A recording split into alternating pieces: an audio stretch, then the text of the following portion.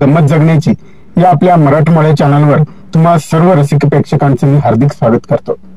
आणि माझा याच्या आधीचा व्हिडिओ जो तुम्ही सर्व प्रेक्षकांनी अत्यंत चांगल्या प्रतिसादाने तो सन्मानित केलात, मोटरसायकलला किक न मारता कशी चालू करायची तो हा व्हिडिओ होता।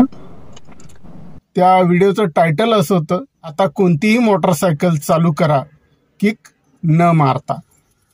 आणि हा 3 ते 4 मिनिटाचा व्हिडिओ आपण याच्या नुकतंच या व्हिडिओच्या आधी प्रसारित केलेला आहे आणि तुम्ही सर्व प्रेक्षकांनी भरभरून प्रतिसाद दिलात, आपलं प्रेम दिलत।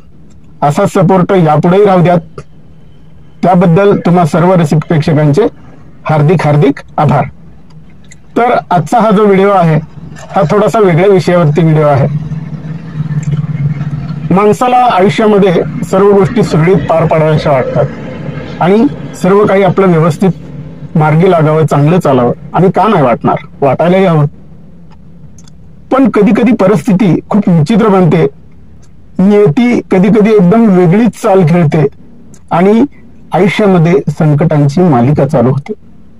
कितीही प्रयत्न केले, कितीही गोष्टी केल्या, किती संघर्ष केला, किती त्रास सहन केला, तरी संकट काही पाठीमागं हटायचं नाव घेत नाही। कधी कधी तर अशी एकदम विचित्र वेळ येऊन ठेपते की वाटतं की आता सारं काही संपलंय। त्यामुळं जर तुम्हाला आपलं आयुष्य सुखा समाधानात आनंदात व्यतीत व्हावंसं वाटत असेल तर परमेश्वरावरती तुमची श्रद्धा असणं अत्यंत आवश्यक आहे। आणि परमेश्वर हा निराकार आहे, निर्गुण आहे, हे सर्वांना ठाऊक आहे। पण ज्या वेळेला परमेश्वराला मानवी रूपामध्ये मदत करायची असते तेव्हा परमेश्वर प्रत्येक वेळी मानवी रूपामध्ये येऊन प्रत्येक मानवाला जे त्याची आराधना करतात, जे त्याच्याकडे मदत मागतात, जे निस्वार्थ भावनेने या परमेश्वराला शरण जातात, त्या सर्वांना परमेश्वर मदत करतो। आणि असाच परमेश्वरानं घेतलेला एक अवतार म्हणजे अक्कलकोटचे श्री स्वामी समर्थ। असंख्य नव्हे, प्रचंड हजारो लाखो भक्तांना त्यांचा अनुभव आलेला आहे। मी तुम्हाला म्हणणार नाही की अंधभक्ती करा, पण ज्या वेळेला तुम्हाला असं वाटेल की आता आयुष्यातलं सगळं काही संपत आलेलं आहे, आपण एका आशावारणावरती येऊन पोहोचलेलो आहोत की जिथं काही संपलेलं आहे, आपण काहीच करू शकत नाही, अशा वेळेला तर तुम्ही स्वामी समर्थांना शरण जाल की नाही? आणि शरण जाणं म्हणजे तुम्ही लगेच अक्कलकोटला जायचं, पूजा अर्चा करायची किंवा कुठलं तरी लगेच व्रत करायचं असं बिलकुल नाही, असं मुळीच नाही। स्वामी समर्थ ही असं तुम्हाला काही सांगत नाहीत, म्हणत नाहीत। उलट पक्षी तुम्ही ज्या ठिकाणी आहात अगदी त्या ठिकाणी मनोभावे अंतःकरणापासून स्वामी समर्थांना मदतीची याचना जरी केलीत, तुम्ही स्वामी समर्थांना मनातून हाक जरी मारलीत तरी सुद्धा ती तुमची अलौकिक भक्ती ठरते आणि स्वामी समर्थ तुमच्या हाकेला धावून येतात। तुम्हाला कदाचित ही गोष्ट म्हणजे एखादी काल्पनिक गोष्ट वाटत असेल किंवा भकडकथा वाटत असेल, पण ज्या वेळेला तुम्ही अडचणीत असाल त्यावेळेला नक्की ह्या गोष्टीचा वापर करा। मी असं नाही म्हणणार की तुम्ही अडचणीत या, पण कदाचित तुम्ही बायचान्स कधी अडचणीत आलाच तर तुम्ही स्वामी समर्थांना नक्की आठवण करा, त्यांना शरण जा, भक्तिभावाने एकदा त्यांना हाक मारा। स्वामी समर्थ तुम्हाला तुमच्या अडचणीतून नक्की सुटकेचा मार्ग दाखवतील। आणि तसंही आपल्या आयुष्यात अडचणीच येऊ नयेत किंवा ज्या काही अडचणी येणार आहेत त्या जर अडचणी तुम्हाला रोखायच्या असतील तर मनोभावे मनातून एकदा दररोज स्वामी समर्थांचं रूप तुम्ही आठवा, स्वामी समर्थांची मनापासून एकदा आठवण काढा, त्यांची मनोभावे एकदा स्तुती करा, त्यांच्या नावाचा जप करा। आता बरेचसे लोक म्हणतात की तुम्ही हा मंत्र म्हणा, तो मंत्र म्हणा, संस्कृत मधले मंत्र असतात, कधी कधी आपल्याला शब्द व्यवस्थित उच्चारायला जमत नाही, पण परमेश्वराची अशी कुठलीच अट नसते की तुम्ही संस्कृतचेच मंत्र म्हटले पाहिजेत।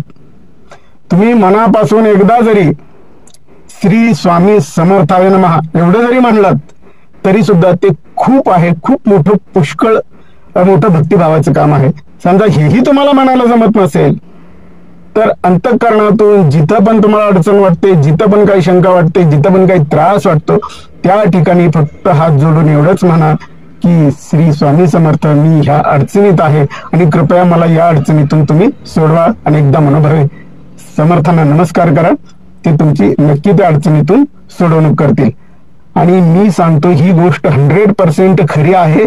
कदाचित तुमचा ह्या गोष्टीवर विश्वास बसत नसेल, पण जे असे प्रचंड असंख्य लाखो करोडो स्वामी भक्त आहेत की ज्यांना ह्या गोष्टीची प्रचिती आली आहे, त्यांना तुम्ही विचारू शकता किंवा ते कमेंटमध्ये सुद्धा लिहू शकतात की आम्हाला प्रचिती आलेली आहे. आणि कृपया त्यांनी कमेंटमध्ये लिहायचं आहे की तुम्हाला कशा प्रकारे काय प्रचिती आलेली आहे. तुमचाही अनुभव आम्ही प्रेक्षकांसोबत नक्की शेअर करू.